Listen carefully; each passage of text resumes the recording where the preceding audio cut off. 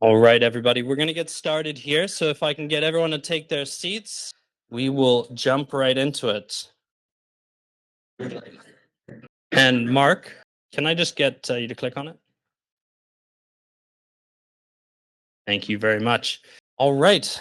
Welcome, everybody, and Happy New Year to you all. I hope you had a good break over Christmas. And yeah, this feels like a great year. 2026 is going to be our year. All right. So welcome. For those of you who don't know me already, my name is Aaron, and I run operations here at Vantec, and very happy to have some fantastic volunteers from BCIT here, along with my colleague Lindsay at the back and Mark on the tech. And so to jump right in, we got some sponsors that we wouldn't be able to do what we do without. So really appreciate the support that we get from all of these sponsors, and we really pick them to help in certain ways that help the companies that pitch here, the investors. Shout out to Western Pacific Trust Company. They are a group that helps you invest your RRSP into startups and funds, and a number of our location sponsors as well. We've also we're at BCIT today. They're Tech Collider downtown, so really appreciate them. You may have seen some of these cards around. They've got a couple of projects going on with students. So if you're looking for business consulting projects, or you've got internships, practicums, and co-ops that you are looking for some students to help with, grab one of these cards. I think we've got some at the front. There'll be some where the food is afterwards as well. And there's some really great talent. We have some great volunteers here today, and so you can meet some of them. I don't know if you'll be part of the projects, but definitely check that out if you're interested. To carry on here, we also partner with NRC IRAP. I'm sure most of you know NRC. They offer grants for startups, and so as part of the work that we do in helping the companies prepare for these investor discussions and due diligence and those sorts of things, we have partnered with NRC IRAP. If you're interested in learning more, or if you're a startup and you don't know them, definitely check them out. And Keiretsu is another partner of ours. They have their Vancouver chapter meeting coming up next week, and we kind of see them as our older sibling. They are a little bit later stage, maybe C+ and Series A, but they are sort of North America. This is the Pacific Northwest, but they do have chapters all over the place. So a really great group, and place to meet other investors, find those slightly later stage companies as well. So we've got often companies that go after Vantec to Keiretsu, and we've got companies that before Keiretsu, they'll come to Vantec. So I want to tell you a little bit about Vantec. And it used to have, we are a community, and we are, but I wanted to change this because this is a quote from our founder, Mike Volker, a first stop for founders. And it really is a place where I see founders come for the first time to meet investors, build their network of other entrepreneurs, of business experts, just people that can help drive their business forward. And the network within this room is very vast. So I always recommend that you are making the most of that and trying to leverage the network that's in this room. But I see it as one of the stops in the funding circuit in Vancouver, and we're really proud that this has been a vital part of the ecosystem for last 26 years. So to talk a little bit about the Vantec membership, so just as it's a place for founders to meet investors for the first time, it's a place for investors to meet the earliest pre-seed tech companies in BC. We also want to prioritize the companies that you are backing. So if there are companies that you've met that you are already an investor in, or you're very closely supporting, then have them go through our application and put that they were referred by you. We will always prioritize those companies and really help to get them prepared for these meetings and for meeting other investors. And we value the deal flow that comes from all of you, as well as the ones that come directly to us. So another benefit there, obviously, number of angel investors in the room here. You can build your network and collaborate with angel investors, share due diligence, and then supporting early stage tech founders. I mean, that's why we're here. We love to be at the cutting edge of innovation, and it's not just about the money, it's about the advice, the mentorship. So supporting these early stage tech founders is near and dear to our heart, and This is what you get out of a Vantec membership. We use Dealem. This is something I always like to highlight because I really do think there's a huge amount of value in getting ahead of these meetings, seeing who's coming to pitch before you come, looking at their pitch deck, getting your questions that you want to ask prepared for those Q&A sessions. You're able to see a lot of detailed information, and you can also see the videos that we have posted from the previous events. So hello to everyone that's online right now. And so if you aren't able to come in person, you can stream the event live. You can also watch it on Dealem afterwards. And we also do keep a watch list of companies that maybe not pitching at Vantec, but are ones to watch. And we only have so many spaces that we can give to companies, but there are still some great companies out there that don't take the stage. So if you are interested in becoming a member, this QR code is a very simple way to sign up. We have a $600 membership for investors, so it's very affordable, but certainly helps with us doing all the great work that we're doing here. So I'll bring this up afterwards as well. And we have a monthly newsletter. So on vantec.ca in the footer, you can sign up for this. This is really where we post different events that are happening in the ecosystem that we think that you'll find interesting. So stay in the know on all of those. We put that out on a monthly basis, so not getting inundated with a whole bunch of emails. We like to keep it simple and to the point. And so I want to take the time. I should actually mention that if you have community announcements and you want to come up and tell people about them, more than welcome to. I can let anyone right now if they have something to say, but also you can reach out ahead of me, and that way we can put some slides together for that. But I always like to take the time to promote What If Capital when we have an open capital raise. And so What If Capital is a fund that was started a little bit after Vantec by Mike Volker. And it's an evergreen fund that invests alongside a lot of the angel investors in this room. And we invest in a lot of the companies that come through Vantec as well. So by investing in What If, you're getting a lot of the diversification of the Vantec deal flow. You also do get the 30% tax credit. For those of you who aren't familiar with this is the EBC tax credit. It is a cash tax credit. You get that to apply to your or file with your taxes. It's cash. So even if you're getting money back from the government this year, you get the 30% on the investment back on top of that. And they have a nice 60-day grace period. So until the end of February, you can still apply that to the 2025 taxes. It is RSP eligible. I mentioned with our sponsors that that's through Western Pacific Trust Company, so they can help you with that. We have a known portfolio of 82 companies. This is that evergreen structure that we have. Happy to dive into to those and give you more information in one of our webinars.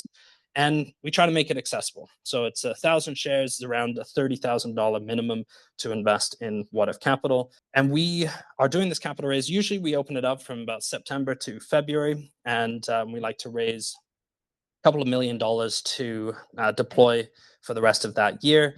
And we're usually trying to make about an investment a month in a new company, but we do follow-on investments in our portfolio companies that are performing well. We like to sort of increase by triple or quadruple the initial investment in those companies. So I want to tell you a little bit about the exit that we just had, which is always fun. This is one of the reasons that we are all here and looking for great companies that get to an exit.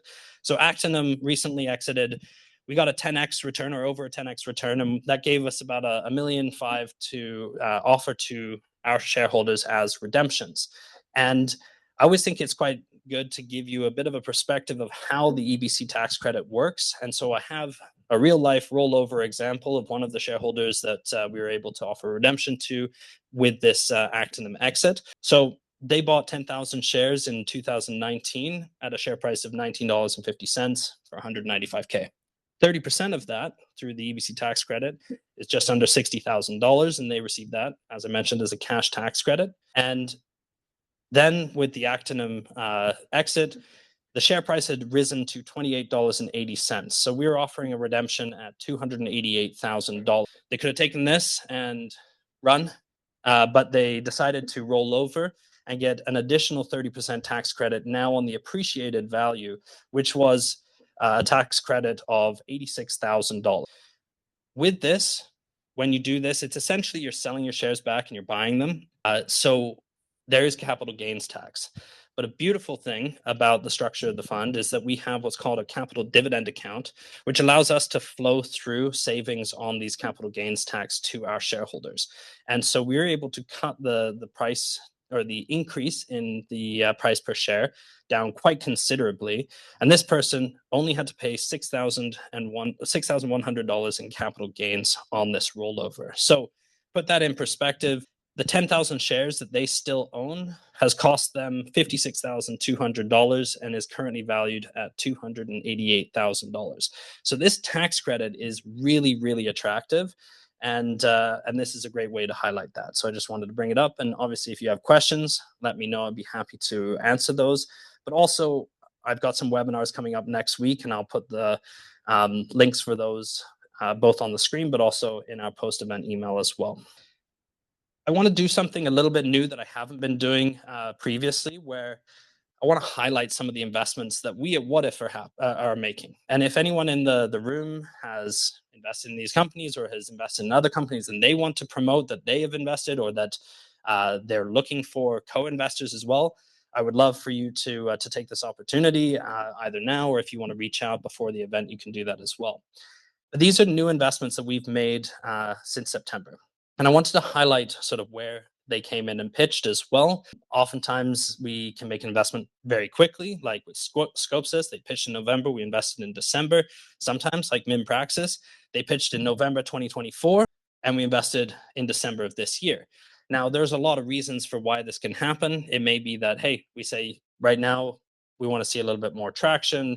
We're not quite ready to make an investment at this stage, but we want to stay in touch. We want to get your investor updates, and we build a relationship and gets to the point where we decide to make an investment. So this one, we've been getting to know Stefan for quite a while, and finally decided to come in and help close out his round in December. So now he is closed and off to the races.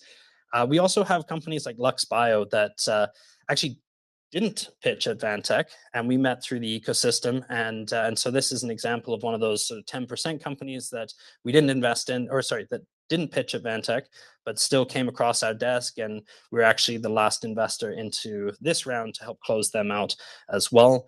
And then AquaEye, they pitched in July, and we decided to invest in September. And so sometimes the due diligence can take a little bit longer. So I want to highlight this just for the entrepreneurs in the room as well, to kind of give you a bit of a sense of how things can work. They can move quickly, they can move slowly, they can take time to build that relationship, because I think it was somebody said this, I can't remember who, but investment happens at the intersection of trust. And I think that's really reigns true. And it takes time to kind of build the trust, not only in the founder, but also in the opportunity and your confidence in that. We also did some top-up investments. We made investments in 3 of our existing portfolio companies: Perfectly Snug, Celerity Craft, and A&K Robotics. I want to highlight that Perfectly Snug still has a bit of room available, although I did have an investor come to me today and say they wanted to take the whole 115K. So there may be opportunities to extend that, so do let me know if you're interested. But I want to highlight a couple of things about some of these companies. So with Perfectly Snug, really attractive terms. They're raising at a $12.5 million valuation, and they have a 12-month trailing revenues of $6 million now. They just about broke even this year. It's an equity round, and this $115,000 will unlock a $1.5 million BDC loan as well. So always nice to see that there's some non-dilutive capital that can help stretch the dollars a little bit further. So Perfectly Snug, I should have said, have developed a smart topper, and this capital is going to help them take their technology and build it into a mattress. $1.5 million round that What If has come into, and if I'm not mistaken, there's about 150 open, like you would oversubscribe a little bit here as well. And you're looking to close this out by the end of February. Since you're here, I'll let investors chat with you after to get more details, but new boat technology that can really change the marine space and transportation, number of other great qualities to it as well. And then A&K Robotics, they just closed a $5 million round led by BDC, and we topped up our investment a little bit in them, and they're doing some great things with robotics for airports and getting people around safely and securely. So I mentioned we've got some webinars coming up, both next Tuesday at 9 a.m. and Wednesday at 4 p.m. So if anyone is interested in learning more about What If, asking questions, I like to highlight some of our portfolio companies more in these webinars as well, but more than happy to open up the kimono and tell you everything about the fund here. So leave that up. I see a couple of cameras open, and I will put it up later as well. But come and find me if you have questions today.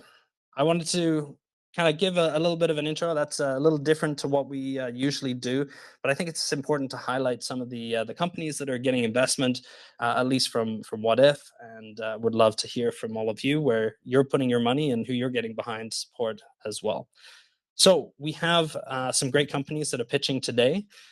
I wanted to highlight the 2.5-minute pitches and the 5-minute pitches. We've now made it official. We're no longer calling them 90-second pitches because they're 2.5 minutes. So first minute is to really get to know the founders, tell a little bit about themselves, their background, and why they started the business, and then a minute and a half to get more into the business itself.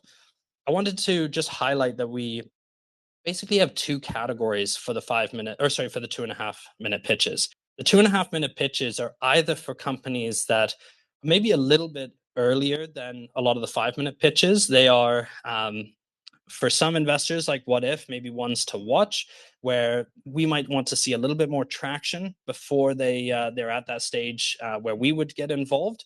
But they may be raising a slightly smaller round, and this is for those perfect angels that understand the industry, feel the pain, it resonates with them, and they can really help quite instrumentally with beyond the finances that they can put in. And there's oftentimes, as an angel investor, you are looking for those companies that really your expertise is going to really help these companies immensely. So we have those companies. So we've got two of those. And then we also do the other category is a last call. So this is a company where they may or may not have pitched at Vantec in the past, but they have an open, it's either subscribed and they're oversubscribing, or they're right at the cusp of getting to the amount that they're looking to close. And kind of a take it or leave it last month or so for you to get involved if you're interested. And then the 5-minute pitches, these are where it's more sort of attractive to the general angel investors, the investment funds, where really you've got a little bit more traction, still at that pre-seed or seed stage, but you've got some solid traction. The value proposition has been validated and those sorts of things. So we've got great companies. The 5-minute pitches we'll get into Q&A afterwards as well. So if you have questions, we'll be running around with a microphone, and we'll get into a bit of a discussion afterwards. So that's the majority of the rambling that I'm going to do this evening. I appreciate you sitting through that. But without further ado, let's bring up our first presenter, Ivan, to tell us a little bit about Narval Energy. Here we are, and start with a little background on yourself and what brought you to start the business. Sure. So you do that. Okay. Thank you, Aaron. Hi, everyone. I'm Ivan Stashevsky, a CEO and co-founder of Narval Energy. Narval is a company that's making new type of batteries to reduce the cost of energy storage. I did my PhD in physical chemistry from the Belgrade University with a focus on hydrogen fuel cells. And then I joined the research group of Professor Wilkinson here at UBC to work on batteries. By working with multiple battery companies, we really learned about real industry problems, and that's how Narval was created. Two of the co-founders, David and Arman. Arman is also here in the audience. Before Narval, they created Mangrove Lithium, a company that you might have heard of. It's one of the first North American company that's processing lithium to a battery-grade chemicals, and it's right now in a Series A or B. So, thank you. Great. Let's put a minute and a half on the clock and dive right in. Sure. One of the biggest problems in battery industry arises from the fact that batteries operate in a very small temperature range. And that has a huge impact at scale for battery operators. First of all, it increases safety risks such as fires and explosions at their sites.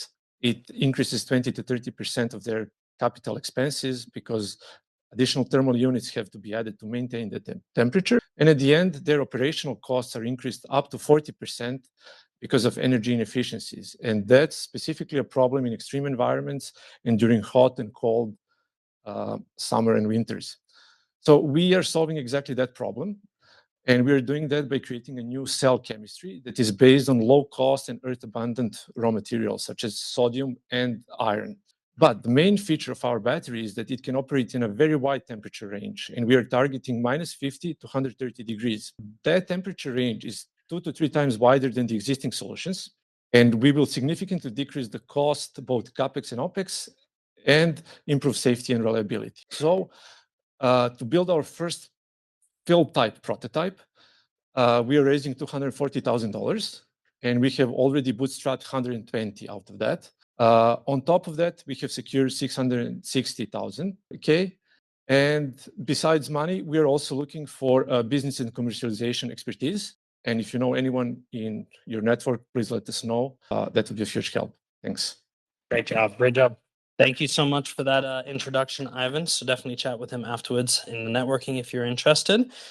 Next up, I'd like to introduce Neil from DeepCore to tell us a little bit about yourself, background, and what got you to start or what got you into this. Yeah, thanks, Aaron, for the introduction. Every mine around the globe that's actively mining relies on subsurface geologic modeling to make informed decisions of where to mine. But this process of creating a geologic model is leaving hundreds of millions of dollars on the table. I'm Neil Seifert, CEO of DeepCore Technology, and I've spent the past 11 years in the space of geologic modeling. I've worked with teams all across the world in trying to improve their geologic models, and I've found one really frustrating problem over and over again, almost across every single team. They're not held back by their skills, but they're held back by the software that they're working with. Our co-founder, Jeff Thorsland, has 10 years of experience in creating mapping software for startups, and together we're building the next generation of subsurface intelligence where geologists can start to model at thinking speed. Let's jump into a minute and a half for the business thing. So every mine relies on this really strategic separation of what is waste and what is ore. And they do that through geologic modeling. And this process of creating a geologic model, it's really important to differentiate from what is waste and what is ore, because it informs all the mining processes of the operation. Now, today's geologic modeling, creating those geologic modeling is a very time-consuming, very manual process where geologists has to sit there and click through different software steps, manually repeat these processes. Ultimately, that leads to very slow modeling, outdated knowledge, and mistakes down the line of separating waste from what is ore. And this is where we come in. We propose a new 3D geologic modeling software platform that allows geologists to describe the outcome of what they're trying to do. And that really changes the way that they're creating these models. It's no longer a very complex manual workflow that they have to go through. They can simply describe the outcome, tell the software what to do, and that will do it. This will lead to increased productivity for the geologists, which will lead to improved mine decisions and ultimately increase revenue of the mines. In September, we launched our first 3D, what is becoming our foundation to our 3D modeling platform. And it's really a marketing tool for exploration companies to showcase to investors their exploration projects. And in November, we onboarded our first paid pilots for this. And in December, after talking to many of our customers, we realized that we need to be pivoting into a full 3D modeling software. So today, what we're asking for is early angel investors that really join in on our vision and to join in a friends and family round and help us along with our journey. So if you'd like to learn more, please come talk to us, and we'd love to show you what we've been. Great job. Thank you so much, Neil. All right, that was DeepCore. And our last 2.5 minute presentation is Amy from SeraGene. I'll hand the controls over to you. Tell us a little bit about, and I should mention this is one of the companies that is has an open round almost closing their round, and so it's sort of a last call. But why don't you start with a little bit about yourself and what brought you to start the business? All right, thank you very much. Hi, I'm Amy. I'm founder and CEO of SeraGene Therapeutics. I have a PhD in biochemistry from the University of British Columbia, and it was actually while I was doing my training there with my now co-founders, Christian Kastrup and Peter Cullis, that we came upon the breakthrough that really sparked the creation of SeraGene. Combining their expertise in clotting biology and in RNA therapies, we were able to come to the discovery that clot stability is as important as clot formation when it comes to treating and managing clotting disorders. This was the basis of my PhD and also the platform upon which SeraGene's portfolio of therapeutics is based. When strategizing the creation of these therapies that are in SeraGene's portfolio, we try to think about making therapies that are as broadly applicable as possible. So they can treat conditions throughout hematology, women's health, rare disease, and longevity. So if you take our lead program, for example, this is a universal hemostatic, meaning that it's effective at treating bleeding no matter the underlying cause. So it can be immediately deployed to treat patients who have already been identified as having a critical need for bleeding management. And standard therapies typically consist of 12 intravenous infusions every month, whereas our therapy would be 1 subcutaneous administration every 3 to 4 months. So that's an immediate improvement in quality of life that we can offer to these patients at critical need. And then once we're in the marketplace, we can also capitalize on emerging markets that have historically been overlooked by the medical community, such as heavy menstrual bleeding, which is a topic in women's health. So we've already done extensive proof of concept in safety and efficacy for our platform, and we will be raising a seed round later this year of about 8 million to fund IND-enabling studies, so getting these therapies ready for in-human. But right now, we have a last call for our bridge round, which is getting us to some key value inflection points ahead of the seed. We already have 1.5 million in this bridge, and we're looking for about 400,000 more, ideally in the... All right. So those were our 2.5-minute pitches, and we're moving into the 5-minute pitches here. So be ready with your questions afterwards. First off, I'd like to introduce Mihran from Rigid Robotics to tell us a little bit more. I'll hand over. Thank you very much. Thank you, Aaron. Hi, my name is Mehran Mohammed, and I'm the CTO and co-founder of Rigid Robotics. Everything around us, the energy transition, AI, electric vehicles, all depends on mining. And mining runs on massive machines operated by real people. Let me paint a picture. 2 operators, same shovel, same material, yet one moves 25% more ton per hour than the other, as you can see in this productivity bar graph. This variability isn't geology, it's pure human variability. And this gap produces production swings. And for our industry, this is a multi-billion-dollar problem. The answer is operator augmentation, to transfer every operator into a top performer through real-time actionable coaching.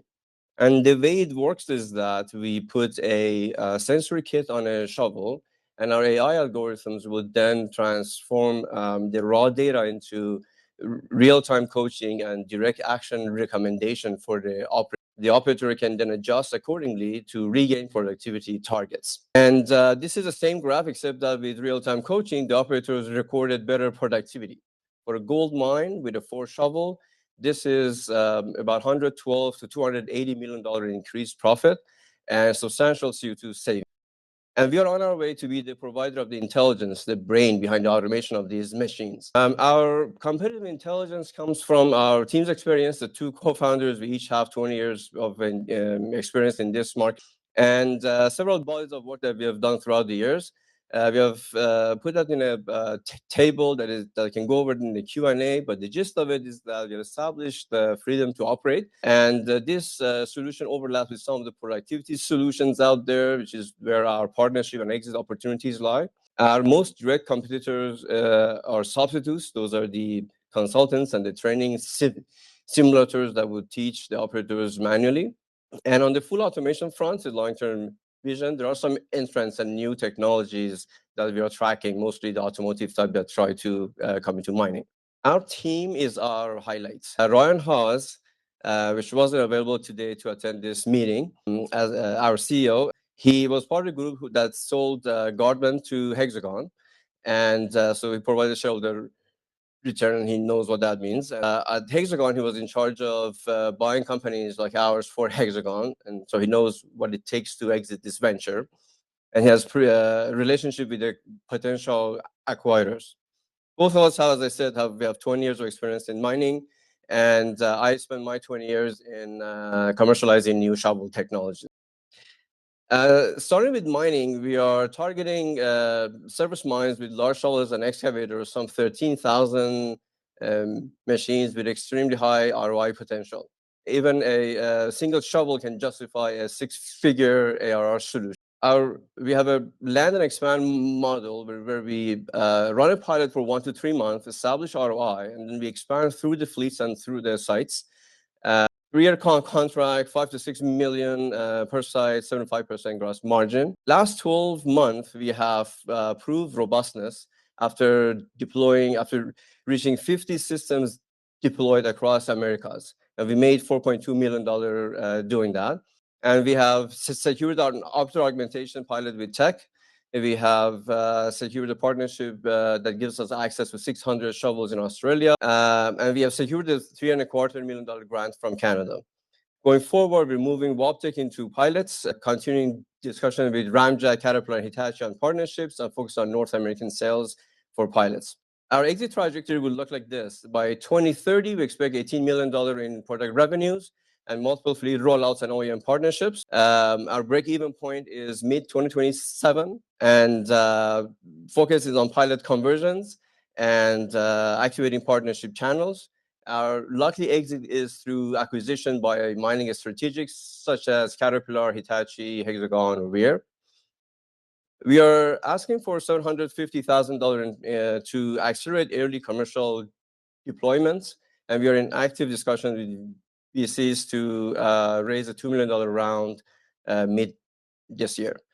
Thank you very much. I'll be happy to answer. I think we have 10 minutes or so. Thank you. All right, let's jump into Q&A. Deal this. Do you have a question? I will go with the mic just so that the people online can hear. And if anyone online has questions as well, we'll get those ready Hi, as Maran. well. Good to see you again. I see that you then had MindSense as a customer already up there. Is that correct? That's right, yes. No, I saw you had $4.2 million of Yes, revenue through yes, that. That's yeah. excellent. Okay. That's as a direct sales that we So direct sales work and that then we had with through them MindSense 2 years as well. ago before they split into two. Yeah. No, great. MindSense is a great partner for you. So good. Thanks. While we look for other questions, we'll go to Meha in just a moment here, but I just want to ask you, I'll kind of tee you up here because you went over the IP strategy a little bit there, but I want you to dive a little bit more into detail on that and give us sort of how you continue to build a defensible moat moving forward with this business. Right. I think actually that's important. I think I have a slide on the IP strategy, and so we do have a formal IP strategy in place, and we're member of IAC as well, and we annually review our IP asset list, and we keep that updated. And I think, but the moat that you said, our advantage, part of it is the IPs that we have filed or we're filing. We have 1 patent in the national phase in Canada, Australia, and US. 1 patent that we're thinking of taking it to national phase, 2 in works, and some 59 trade secrets on the AI side that we kept in-house. And that IP strategy basically tells us which one to patent, which one to not patent. But other advantages other than just the IP itself is we do have this is here a data moat. Every asset that we install uploads the data into the cloud, and that's what we use to train our algorithms, validate, and deploy back as a solution. And I'm not going to name all of that, but for example, the architecture, that's a work that we have done with Tech Resources and Microsoft in partnership. That took us 3 years. It took us 1 year just to pass a cyber security validation from a tier 2 mining company. And those are really valuable in the marketplace, and that really connect to our moats. We are a first mover. As I said, this is the first of its kind product in the market. We turned that into an advantage by creating the defensive strategy around IP and by increasing our data moat. First off, that's how we go. Thank you. Meha? Yeah, very nice presentation. And I got to talk to you before this. So my question is related to the technology itself. Like, how does the augmentation part happens? Like, how are you showing the information in real time? And then how easy is it to integrate in the existing machinery? Right, yes. So I answered the second question first. Our solution, as you can see on this slide, is OEM agnostic, is independent of make and model. It's a off-the-shelf kit that goes on the machine. It is quite an advantage not to be able to rely on the integration with the machine because that takes a lot of time and the makers of these machines are not really friendly for you to do that. So that opens our hands to be able to deploy faster. The first question, the augmentation part gets very technical for sure. So in mining, we cannot right now act on any data that we have on behalf of the operator. That causes huge liability and insurance issues with the machine and everything else. So all the solutions out there, like when we go toward automation, those things would happen. Our name is Rigid Robotics, and in robotics, there is the sensing, thinking, and acting. We're really focused on the sensing and thinking part. And the acting part is where it's really suited for the OEMs. And that's the partnership that we're talking to Caterpillar and things are happening for that aspect. So we bring the brain piece and they can then connect it to the machine. Today, augmentation, the way it works is that we provide a action recommendation to the operator. We gamify it for the operator to be able to stay at the productivity level that they need to be. Hopefully that answers. I did have my hand up, but you just answered it. I've been working for Tech Resources for the last couple of years, and we were trying to automate all haul trucks with self-driving haul trucks, right? So my question was going to be about if you're planning to take the learning that you're getting from teaching and monitoring, driving the shovel as well to try and automate that. But you kind of said that as the partnership, right? Yes, yes, exactly. And that's where the industry headed. As you know, the trucks, I mean, a lot of people don't know, but the trucks are automated. There are commercial available right now. Tech has a lot of them. Every time that we go on site is great to see them. But you can imagine that in the middle of the operation, the centerpiece of the operation, there's a shovel, and these automated trucks are coming and going with people in them. And so that person in the middle of the night, right now that we're talking, is coordinating all these assets and dozer and everything else to be able to do that. They have a very tough job.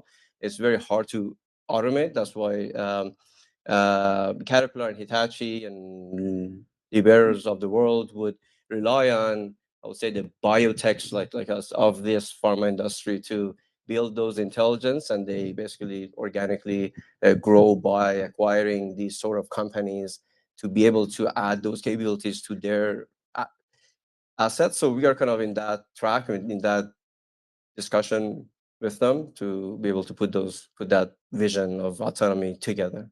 That makes a lot of sense to me. Thanks. Any other questions? Steal it back and ask one.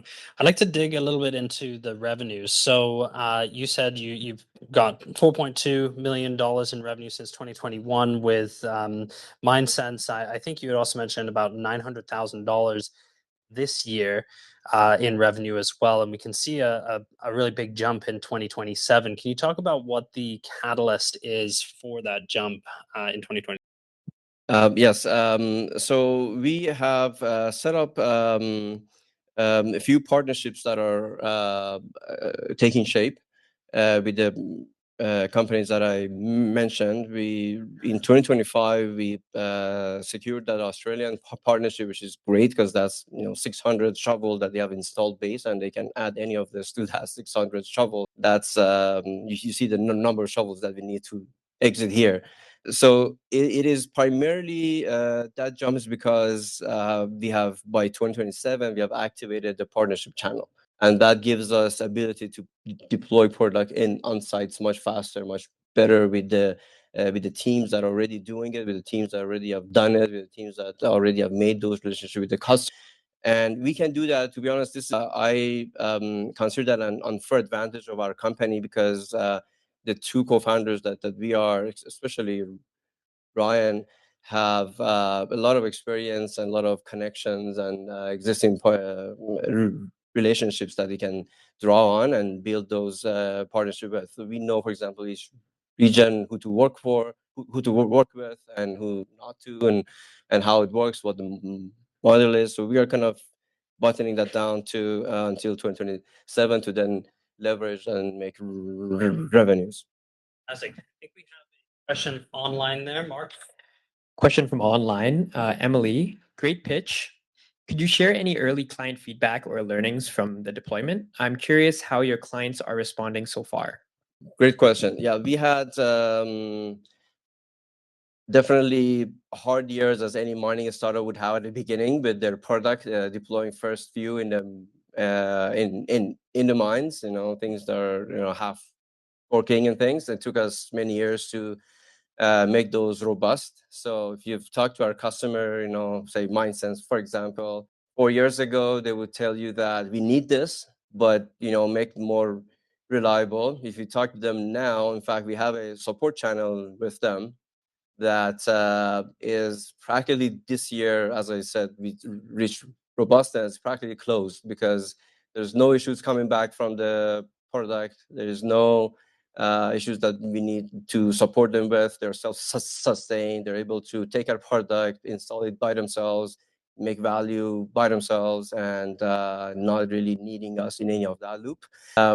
So I would say they're satisfied now. But there's always right now, customers are early customers, so they look at what else they can add to this product. So we have a lot of discussions on that front with tech, for example.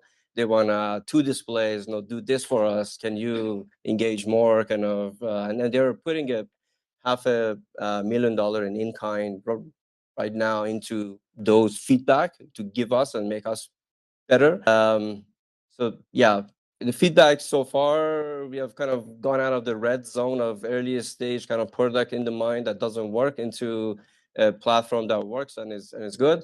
But there is also a lot of feedback for future that we are kind of this is how our business works. We take feedback and be turned into what. Fantastic.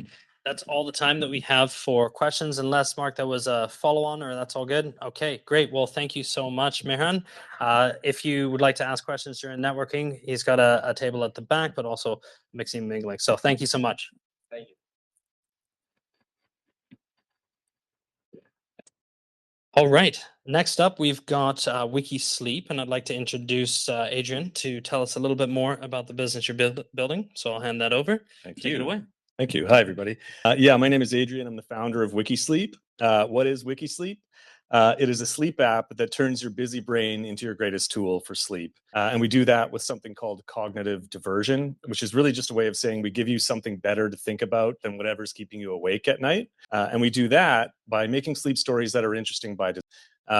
Most sleep apps kind of go the other direction and offer you very sedative, kind of quiet, boring content that's a little bit mind-numbing. But I find if you're in an agitated state, it's really hard to stay focused on something that doesn't have any kind of grabbiness to it. So we make stories that are, and so all of these images are actually stories that we have on the app, but they're engineered for sleep. So they're engaging, they're easy to anchor. And they keep you there. And once you're there, your mind stops spinning on whatever else is keeping you awake, and your body starts to relax, and you can fall asleep. It's super effective. I know it's effective because I started it as a podcast for myself. It grew organically to about 30,000 listens a month. So I self-funded an app, got it built. It's on the App Store basically as an MVP, but highly functional. We've got a 5-star organic rating. We've got churn below 5%. If we get somebody into a free trial, they convert almost 40% of the time. So it's a highly effective, highly sticky tool for sleep, which is really exciting, especially considering what the sleep industry is doing right. So today, the sleep app market is about $4 billion annually. By the end of the decade, it's expected to be around 11 billion. If you add in health tech, sleep tracking, that sort of stuff, it's about 5x that. And we are building that into the next version of the app. So really big opportunity. We've got some really great sort of go-to-market strategies. We don't have a lot of time, so we won't get too deep into it. But one of the things that I do want to talk about is we just got contracts signed with Good Life Fitness to be a member benefit with them across Canada for their 1.2 million members. So anybody that's a Good Life Fitness member can access WikiSleep for free for 3 months. And then if they stay on and convert into paid, Good Life takes the first month and we get everything after that. And that's a model that we're scaling and piloting with different sort of health organizations, hotels, that sort of stuff in the States, in Canada, that kind of thing. So lots of really great opportunities there. We're aiming to get to 100,000 paid users in the next 24 months, which puts us at about 500,000 MRR.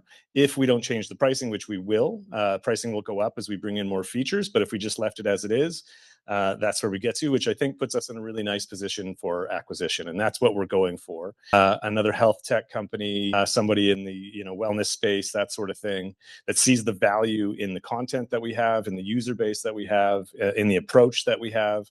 And we're looking for 3 to 5 years, but lots of great opportunity there.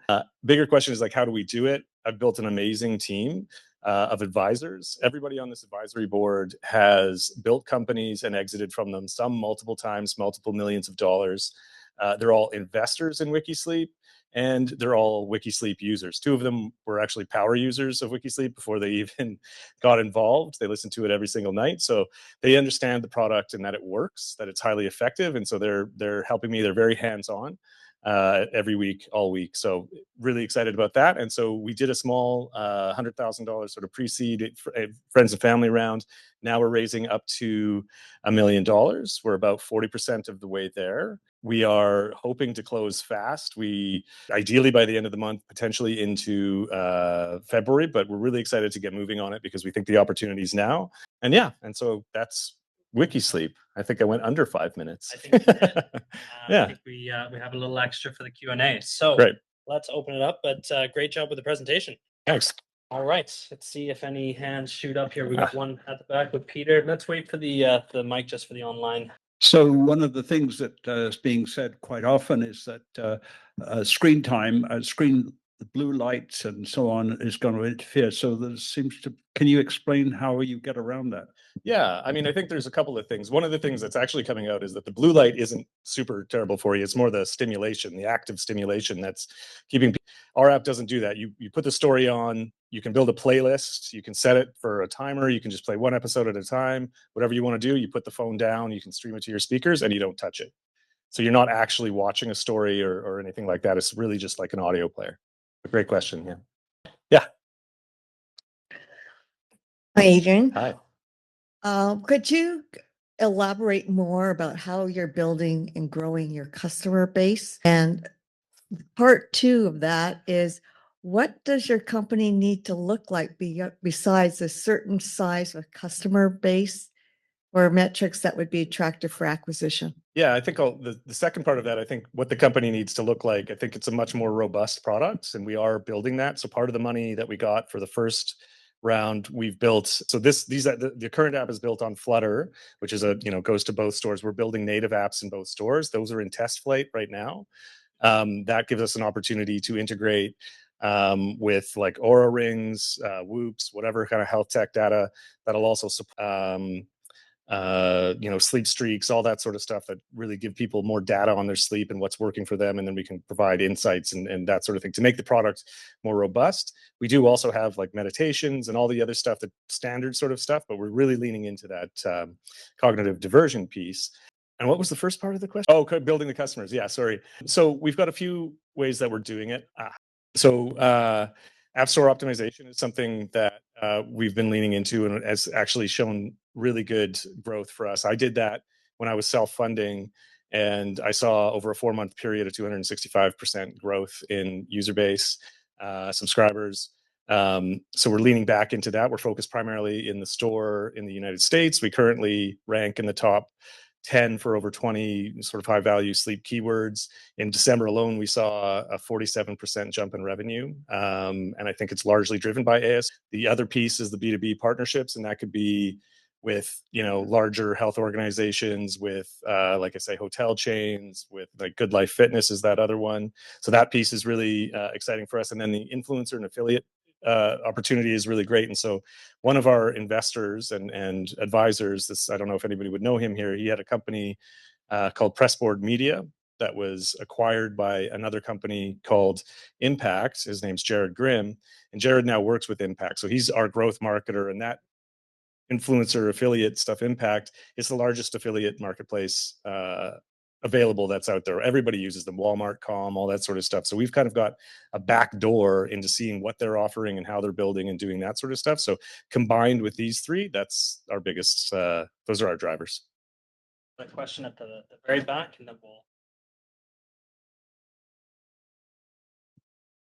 Hey, Adrian, I'm Greg. Just in terms of the addressable market, do you know what percentage of insomniacs or people who struggle to go to sleep prefer the engagement route rather than the, you know, mind-numbing route? You know, yeah, I don't know exactly what the number is, but I mean, I don't know where to totally even figure that out. I think it's like it's a discerning thing, right? Like if you like it, like the way that I would say it is that the people that we find that like it love it. They're very sticky. They stick around. Like our churn is very low, but there will always be people that are more interested in the quiet, monotonous kind of mind-numbing stuff. But somebody described it to me a while ago. They said, you know, it's kind of like what our market might be people that watch YouTube to go to bed, or Netflix, or that kind of thing. So if it's like if you had Netflix and Calm together, they had a baby, you'd get WikiSleep, right? So I think it's a very big market. The sleep is actually considered an epidemic by the WHO. It's growing every year. People are having more and more trouble with it. So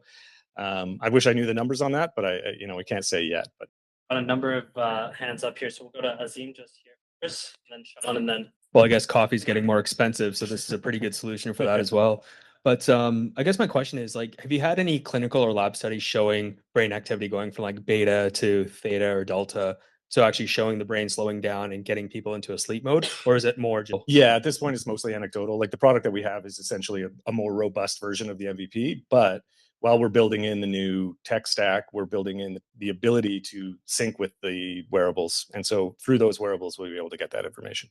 But that's part of the roadmap and that is part of the plan, but we don't do it yet. At the back, Sean, your question. Hi. So I guess curious, how easy, so in terms of IP, I guess, how easy is it for potential competitors to compete? Because I'm just sort of thinking, if you're creating these stories, wouldn't other people be able to create the same stories too? And anyway. Yeah, no, that's a very good question. And I think it's a question I get a lot. But one of the things that I'll say, I've got a slide here. So because it started as a podcast, we've got so much content that if you listened every single night consecutively for 30 minutes a night, it'd be over almost 300 days before you had to repeat an episode. So to build that much content, to turn around, take your business that is focused on all this other stuff and pump this out. Like I used to work in production. I understand the production cycles. This is how I'm able to actually produce all this stuff. It would take forever. Not forever. It would take years for somebody to be able to get to the amount of content that we've got. Yeah. Question in the middle. Sorry. Carlos. I was curious to know what would be the main advantages of using your app versus Headspace or Calm when it comes to like slowing down and trying to calm your mind before going to bed. Yeah, so I should say that you know, when I say it's like interesting content, it's not like loud content or you know, bright or whatever. It's still told like a meditation. You know, we do a little bit of breathing at the very beginning. You know, we say take a deep breath. You know, get into the story. So it's engineered for sleep. So there's no. It fades in, it fades out. There's no hard stops. There's no ads. There's no peaks and valleys and that sort of thing. So I think what it really comes down to is just the type of content that somebody wants to engage with. So if you're looking at Headspace, you're not going to find you know, biographies of Betty White or something like that. You know what I mean? So it's like if that's the kind of stuff that you're into, then you're with us. And if you're into the other stuff, and we do also have, like I say, we do have some meditations, we do have some breath work. We're building more of that catalog out, as well as like green noise, brown noise, the different theta brain waves, all that sort of stuff. So we'll have a lot of the stuff that the other apps offer as well, including now we're making like WikiSleep for kids and that sort of content as well. So content's like a big one, but it's really just the style of content, I would say.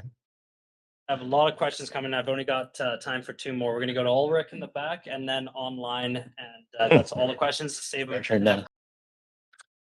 Hi, I suffer from tinnitus, and every night I plug the radio CBC into one ear and go to sleep, and it works. Yeah. So, what would you provide for me that the CBC doesn't provide? Yeah, well, I mean, like one of the things that I would say about that, I mean, that's a pretty like, you know, the shipping news in the UK used to be a really popular thing that people would listen to for exactly that reason. What I say about the CBC, and I used to work for CBC, so I love CBC, but the CBC content isn't designed for sleep, right? So you might have those moments that jar you out of your sleep. We're not going to do that to you. It's always going to be pretty static. But again, it just comes down to the type of content, you know, like everything that we're doing is designed to pique that interest, cover up the tinnitus, whatever it might be. But it's delivered meditatively and slowly and calmly and soothingly. And I should note as well that I do a lot of the narration. We do have other voices. We've got episodes in French and in Spanish. We're expanding those. We've got a guy in the UK who reads for us and a couple of women as well. So there's a lot of different voice choices as well. Last question, Mark at the back there. Online, Emily asks, great job. How do you plan to allocate the 1 million from this raise, and what key milestones do you expect it will help you achieve? Yeah, that's a great question. So, there we go. Oh, did I pass it? I did. Hey. Oh, there it is. Yeah. Okay. So the use of funds is really just a big portion of it is growth and marketing, you know, like reaching a broader audience, getting in front of more people. We're honing down on what works for us in terms of marketing and digital ad spend and all that sort of stuff. And so once we have our numbers working properly, we'll put, you know, gas on the fire for that. Product and engineering, we do have a growing team. We have about, outside of our investors, there's now about 6 of us that are working on it. And building in the tech, building in the different features, the different user experiences, that sort of stuff takes a bit of time and effort and capital. So that's a big piece of it. Content is another one. Like I say, I'm really excited about getting new content on there, different voices, all that sort of thing. So that's a smaller piece. I'm a producer by trade, so I can do that pretty easily and get it made. And then, you know, just operations and that sort of stuff. So fantastic, great questions, and thank you, Adrian. Thank you. Cheers. Thanks, everybody. All right. I know there are a lot of questions that were not answered, so make sure you stick around for networking afterwards. And Adrian, I got to speak to you if you're looking for more voices. My dad got into acting after he retired, and I've been telling him he's got to get into narration. He's got that calm British accent that.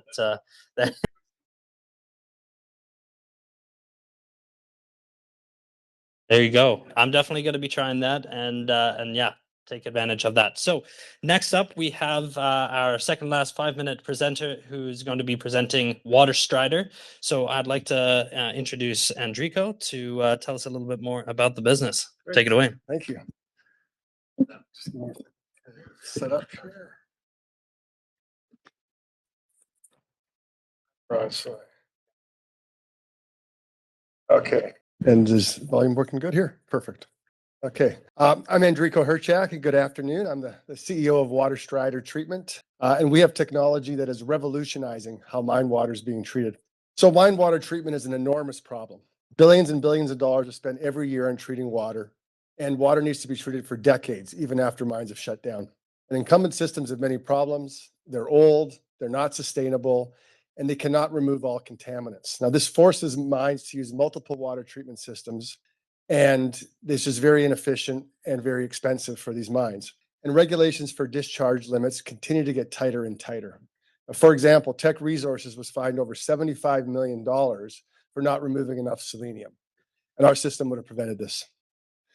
And we deliver and operate commercially ready systems, and we're protected by patents and many trade secrets. Ampere is our electrical chemical cell, and we use electricity to supercharge chemical reactions that speeds up to 100 times faster and removing more contaminants than any system available. And Misty is our highly efficient gas to liquid transfer system that complements Ampere. Now, these two systems work together, and they're both very low input. They're modular like Lego blocks. They're scalable and much lower cost than the competition. Now, we have many competitive advantages. About 90% of mines use lime to treat water. But lime cannot remove all contaminants, especially the key ones like nitrate and selenium. And it produces a massive amount of sludge, which is chemically unstable. We take out many more contaminants and we excel at these difficult to remove contaminants. And we do this incredibly faster at about half the cost or better, and 95% less waste than lime sludge. And our byproduct is chemically stable. Simply put, we're better, faster, cheaper, and more sustainable than anything else available. Now, we've got a proven team, and everyone here has over 25 years of relevant experience. And we also have a very active board. We meet at least once a week. We also have a strong history of success. I was the CFO of Hathor Exploration, which we sold to Rio Tinto for $650 million. Our two founding directors, Jim Paterson and Rob Scott, were founders and executives for Great Bear Resources, which sold to Kinross Gold for $1.8 billion. We know how to create shareholder value.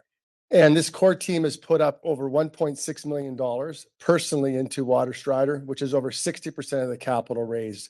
So we're fully aligned with shareholders, and we're determined to make WaterStrider a huge success. Now, we have a commercial model that's been proven by the industry.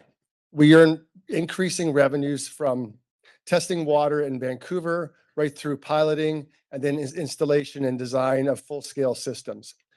The real value creator for us is operating these full-scale systems, generating recurring revenues for decades.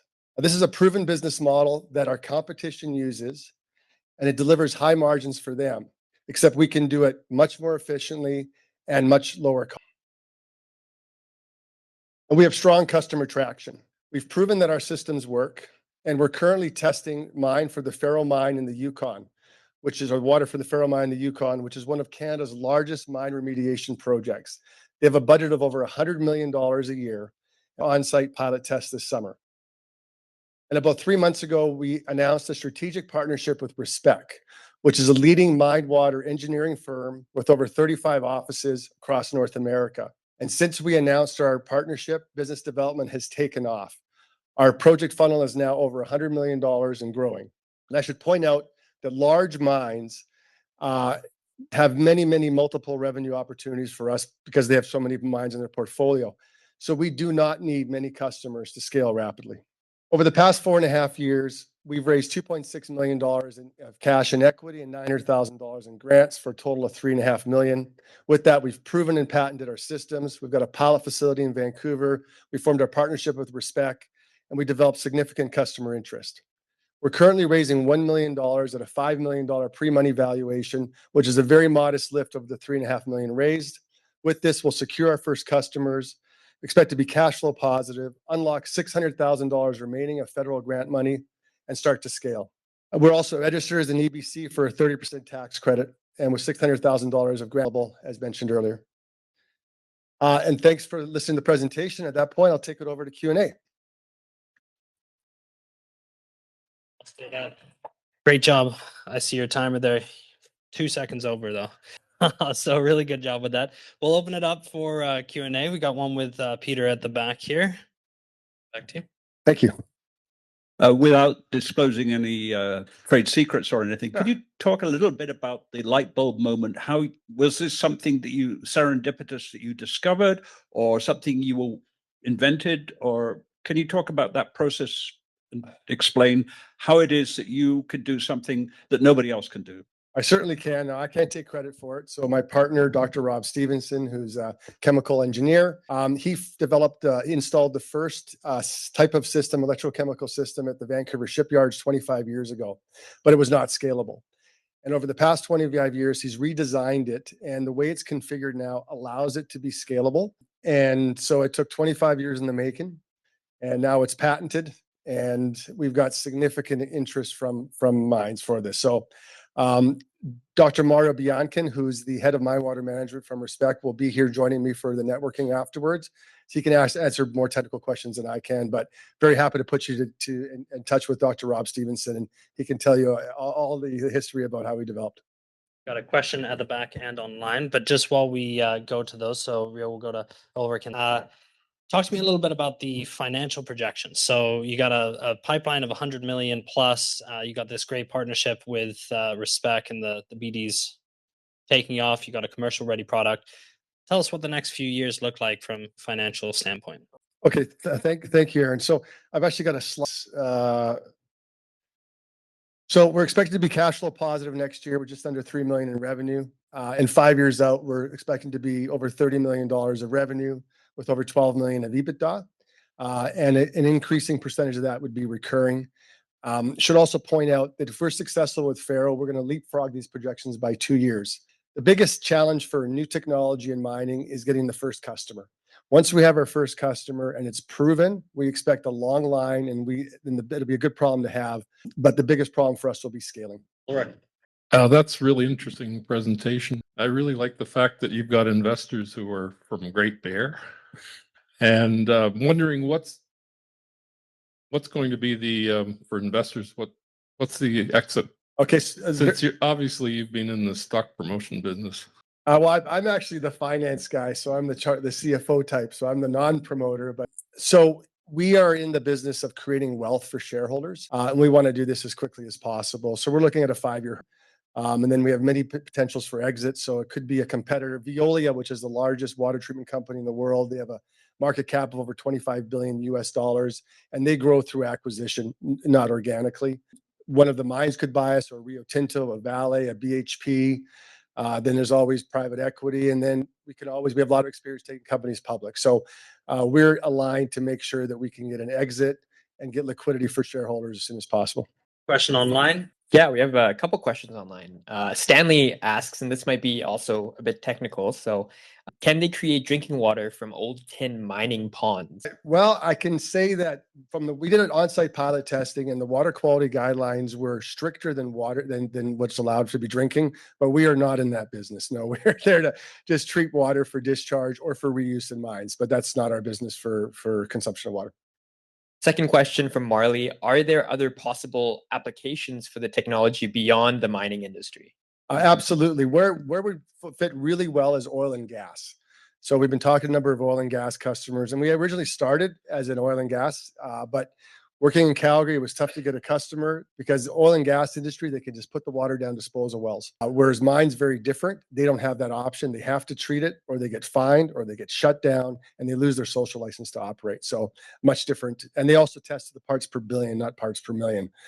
So a very different market. But Azim, and then we'll go to Richard. I'm just really curious, like your team has done extraordinarily well. You guys definitely know what you're doing. Mm-hmm. Why are you raising money from external shareholders? Why are you not bootstrapping this?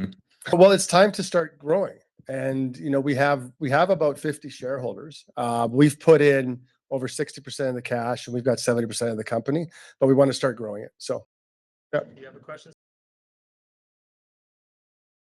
I was going to ask something similar, which is 1 on 5 with 3.5 in cash. Was there enough, what's the cap table look like? And is there enough equity left for the founders to make it interesting? Because it seems like, 4.5 out of 6 has now been away. 4.5 out of 6. 1 plus the 3.5 you've added on a $6 million post. Well, we've raised 2.6 million in equity, and now we're raising 1 million at 5 million, so it's a 17% dilution. And the foundry group has 70% of the shares, and we put in over 60% of the stock of the cash. On those lines, I just want to ask if you're going to need to raise any more money beyond this. It's a great question. So, I mean, we expect to be cash flow positive, but if we want to scale, it always helps to have more money. We can hire a bigger team, and because we want to grow this as quickly as possible. So we'd be looking to most likely do a second round once we're cash flow positive, but of course at a much higher valuation, because then we're a much different company than we are today. I think I saw another question at the back there. I don't know your Greg, right? You have a question? No. Okay. John, we'll stick with this last question. Okay. So I think you just sort of briefed over it. You said that the tough part is getting your first customer. So do you have customers right now? Number 1. Number 2, which is, are you currently only focusing on Canadian clients? Are you open to other countries, potentially? And then, of course, there might be a compliance component to it of that question too, obviously. And if you need help with that, thank you. So on the first question, so we're the revenues we're earning to date are from paid pilot testing or on-site pilot testing in Vancouver. We did one on-site pilot test as well. The challenge has been to convert from pilot testing and water treatment into a full-scale system. What's really changed over the past 7-8 months is we really knocked it out of the park on some tests. And since then, we've also partnered up with and there's Dr. Mario Biankin from Respect. And they have a long list of clients, and they're very excited as we are about this technology. So we're really at a turning point that started about 3 months ago. And since that time, we've got generated a lot of excitement about our technology. And there really is nothing else out there that is in the same categories of y'all as us. And as Dr. Mario says, we're really a paradigm shift in how water is being treated. And then on the second part of the question, no, so we're focused not just on Canada. I mean, Canada's our backyard. BC is great, but we're really focused on North America. So Canada and the US is our market. And there's over 50,000 active and abandoned mines in North America alone. So there's a ton of work here for us. Thanks so much, Enrico. Thank you, Aaron. Appreciate it. Of course. All right, that brings us to our last presenter of the evening. I'd like to introduce Carrie from Orca Water to come up and tell us a little bit about the business. I'll hand over the controls to you here and take it away whenever you're ready. Here you are. Thank you, Aaron. Good afternoon. My name is Carrie Chin, founder and CEO of Orca Water Solutions. We live in a world where almost everything important gets measured, except water. Water being the most important resource. So water underpins, and yet there's still no universal measurement for water consumption. So literally water is 150 years behind electricity. Bottom line is, in order to value water, we need to measure it. And so Orca begins where water measurement actually matters, buildings. Multi-unit and commercial buildings use 100 times or more water than a single family home. And developers know this, and in new buildings, they're beginning to be equipped with leak mitigation and water submetering solutions, which is great progress for new buildings. However, not all buildings are new. And so legacy and existing buildings are where the problem remains. No per suite consumption visibility. Water is a permanent operating cost, and water leaks are an uncapped risk. And so this problem exists because current solutions are not viable. They're too costly. They're intrusive and too disruptive to install in occupied buildings. And so Orca finally is able to present a practical solution in existing buildings for water measurement. Our system is non-intrusive, installing without plumbers or needing to cut pipes. And we provide water measurement, leak detection, and cost recovery in a single system. And here's how it works. First, we developed ultrasonic compact sensors that attach to existing pipes to provide billing grade accuracy in real time of water measurement. Secondly, we have Orca WaterTag acoustic flow sensors, which monitor usage patterns, leak risk, and abnormal flow 24/7 wherever water is used in a building. Thirdly, we take this suite level data and it enables us to produce fair billing and cost recovery. So basically, all of this data lives in a system that's designed for building operators and owners. And our customers love Orca. About a year and a half ago, we began to pilot in occupied buildings. And today, first customers. We were able to prove that our system works. We caught leaks, 5-minute installation, and we're able to demonstrate that we can catch failing appliances, leaky toilets, all before water leaks actually occur. So today, we've pre-sold nearly 2,500 devices. We almost have $1 million in multi-year contracts and LOIs, and a growing pipeline of recognizable real estate companies ready to deploy Orca once we are in mass production. Our adoption model is simple, either lease or purchase. Either model provides Orca with stable, recurring revenue long-term. The go-to-market strategy involves direct B2B sales with property developers and property managers, with a land and expand strategy. When we're in one building, we can deploy in additional buildings of a customer's portfolio without needing to acquire new customers. And then we scale with channel partnerships. My team has deep experience in hardware, software, manufacturing, and supply chain. And Orca is supported by advisors who have actually built and scaled water metering and property development companies. We're launching a $2.5 million seed round to go from early traction to large scale deployment. To date, we've raised 1.45 million in seed on top of 800K of non-dilutive grants. And now that we have production ready hardware in the field today, this raise provides us about 24 months of runway in order to kick off mass production and scale deployments. It's worth mentioning as well, this raise directly funds deployments, which unlocks our recurring revenue. So just briefly, because I'm hungry too, Orca commercializes technology that unlocks water measurement in buildings at scale for the first time. Because as time and history have shown, we can't value what can't be measured. Thank you. All right, powerful stuff. We'll open it up for Q&A, and we have one at the very back with Greg first, and we'll go to Azim afterwards. Well, thank you. Okay, it's a pleasure to meet you. I'm Greg. Thank you. It's a Yes. terrific presentation. First of all, it's two questions. I'm sorry. Do you have a patent for the product? We filed 2 PTCs. The second one was actually just last month. If you want to know what they are, the first one is for distributed flow measurement and sensing. So basically, that's the core of how we produce some analytics based on hardware sensors and a software. The second one is specifically for moisture sensing and how we tie moisture sensing in to smarter leak detection in a flow management system. And the second question is, I mean, it's absolutely natural this evolves in Canada. Have you had any interaction with builders or resource managers outside of North America in places where water scarcity is a real crisis? Yes, we have. Let's sort of think about it 2 different ways. One of our pilots was in Vienna. And then we think about it in terms of Vancouver, water is highly abundant and if we can succeed here, we can pretty much succeed anywhere. However, lots of property developers, real estate developers, their headquarters, world headquarters are actually in Vancouver. It being a great place for us to start and to be based. And we plan to expand to the US via channel partnership, so not on our own, which we've already established with QMC metering, I forgot to mention. Azim, did you have a...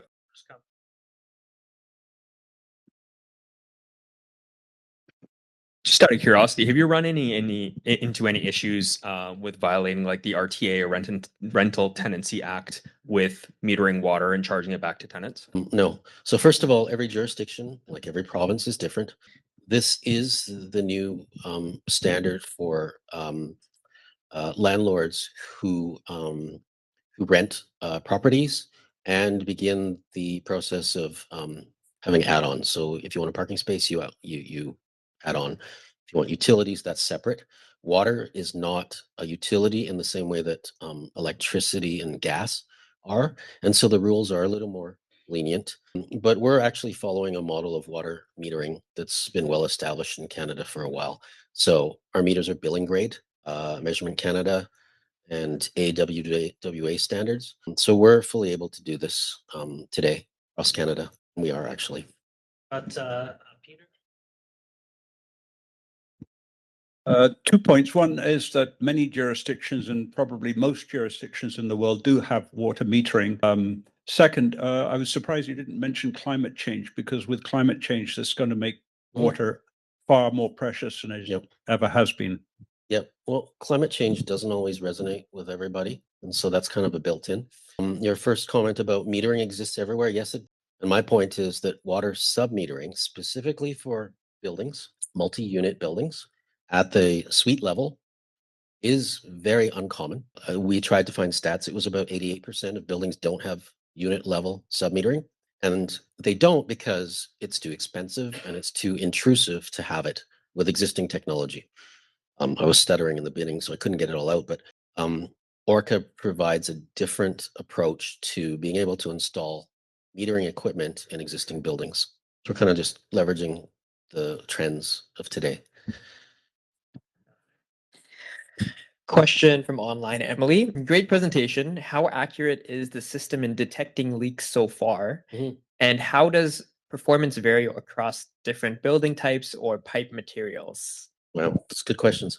First part was efficacy of leak detection. It's worth saying that the current state of the art in leak detection is super primitive. So accepted leak detection systems today in buildings involve basically flood pucks looking for standing water on the floor. And then they network it to make it for a building. But the reality is we know, as you know, all residents here, that leaks come from everywhere, walls, above, ceilings. And so our system adds different dimensions, moisture detection in ceilings, flow behaviors and abnormality, sensors at point of use, which isn't common.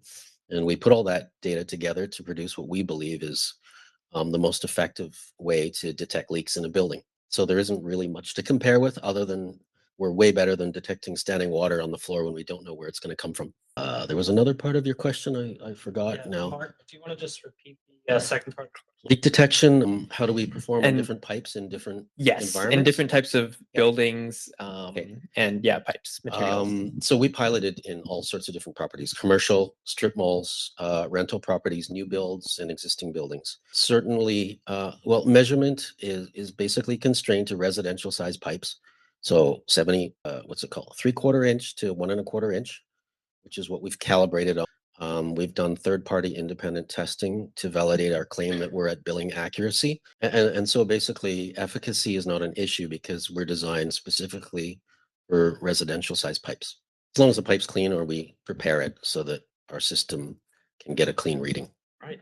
Fantastic. It's part of the R&D. Yeah. All right. Thank you. That concludes our last presentation. Thank you so much, Carrie.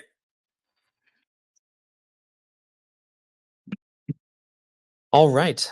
Thank you all for the great questions and discussion that we had on the companies that presented today. So we are going to jump into some networking. We got some food at the back there and some tables for the 5-minute presenters, but obviously mix and mingle and meet the companies that were of interest to you. We do have this. I should have mentioned this before as well. You may have the paper copy, but this is the online company feedback form. If you want to both provide feedback to the companies, but also provide your interest or like let us know if you would like to be connected with the companies, we can facilitate that as well. So I see a couple of phones out. I'll give it just a moment. All right. And so our next event is next month, the first Wednesday of the month, as usual. And it is at SFU Venture Labs, our old stomping grounds. So good to be back there. So make sure to sign up and get your ticket for that event. And again, if you are interested in becoming a member, feel free to reach out to myself or to Lindsay, and we can tell you more about the membership. And you can always sign up through our website and this QR code. But that concludes the formal part of the night tonight. Thank you again, and I look forward to connecting with you in networking. And have a great 2026. Thanks, everyone.